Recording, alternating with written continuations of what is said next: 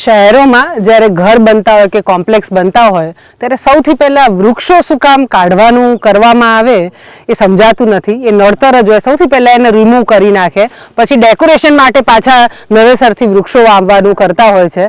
એની જગ્યાએ અમારા હકીમબા છે બઢવાળા સુરેન્દ્રનગરનું, વર્ષો શું સદીઓથી એમની આખી પેઢીમાં કોઈએ પાકા ઘર નથી જોયા. એમના ઘર બાંધવાના છે પણ ખારો પાટ છે, એમાં એમણે આ બે સરસ વખડીઓ છે અહીંયા આગળ, અહીં જ એમના ઘર બાંધવાના છે. પ્લોટમાં નડે એમ છે.